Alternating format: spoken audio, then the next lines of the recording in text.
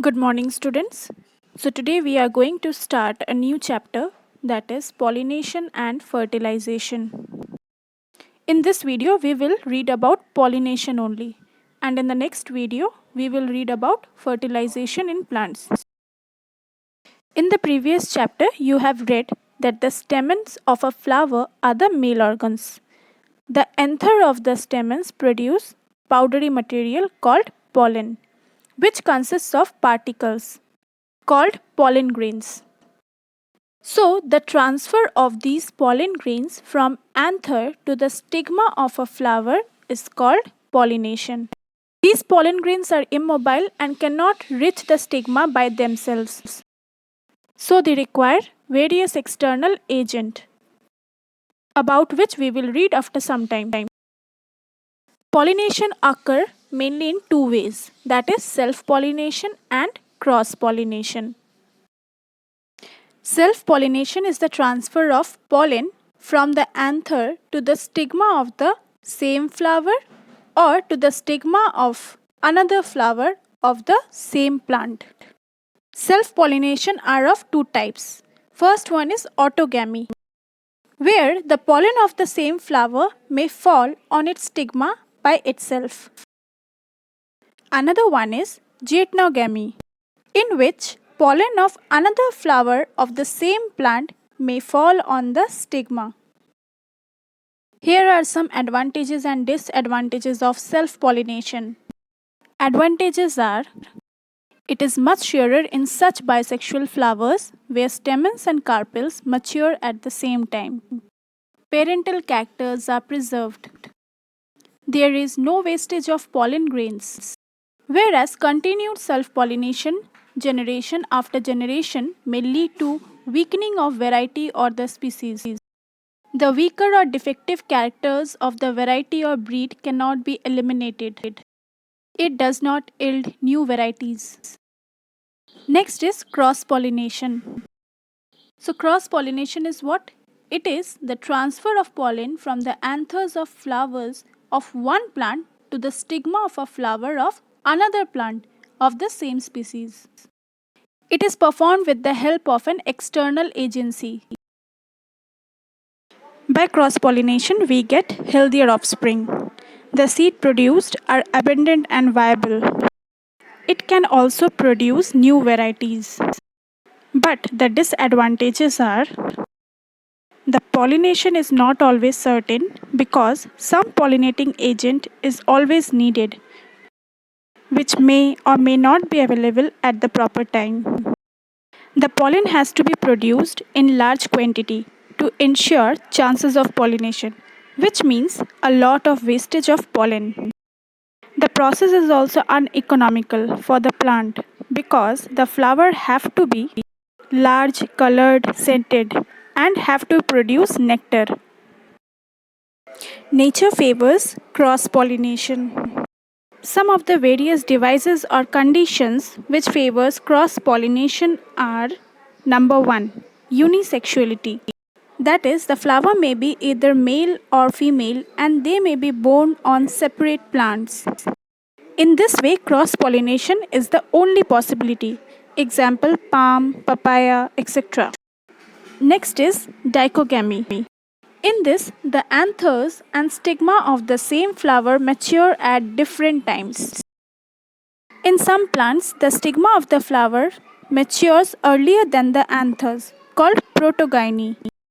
Whereas in some plants, anther of the flowers mature earlier than the stigma, called protoandry.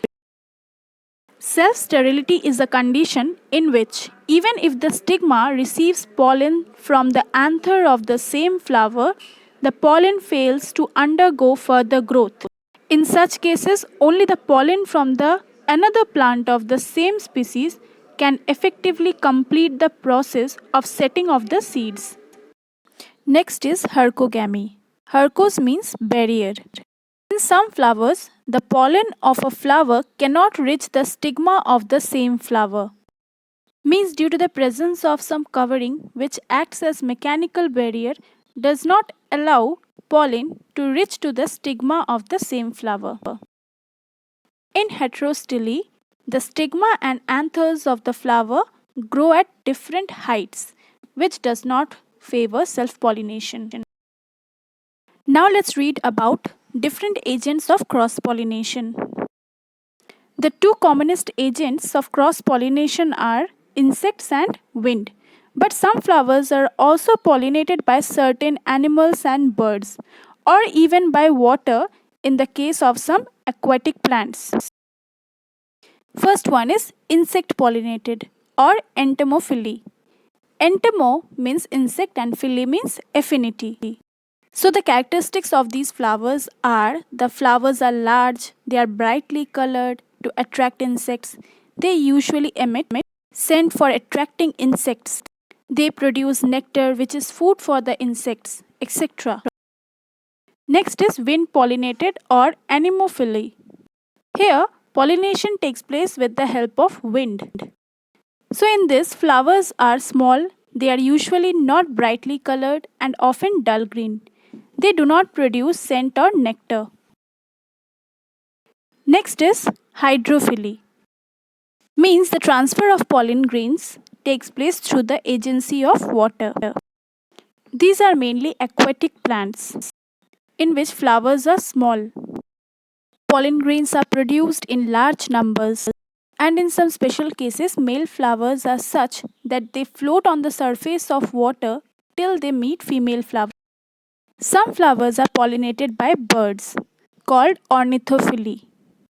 For example, Bignonia, Canna, etc. Elephophily means the pollination which is affected by elephants.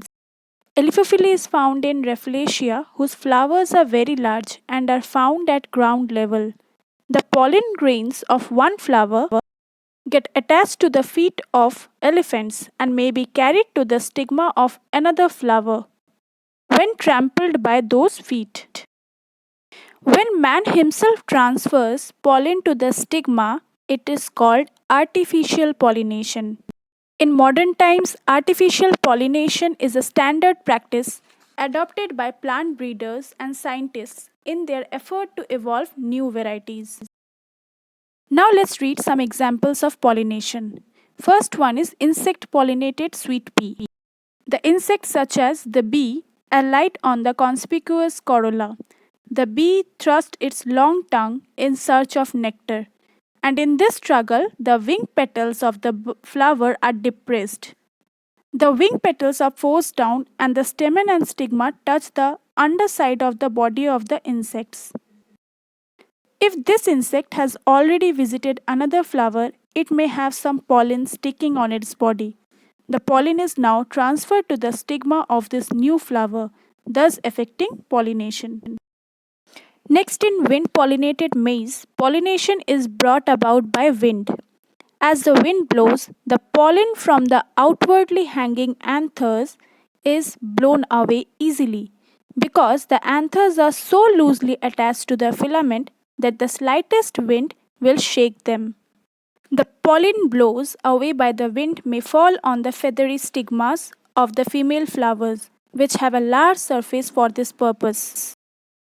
So here is the summary of pollination. On the next video, we will read about fertilization in plants. Thank you.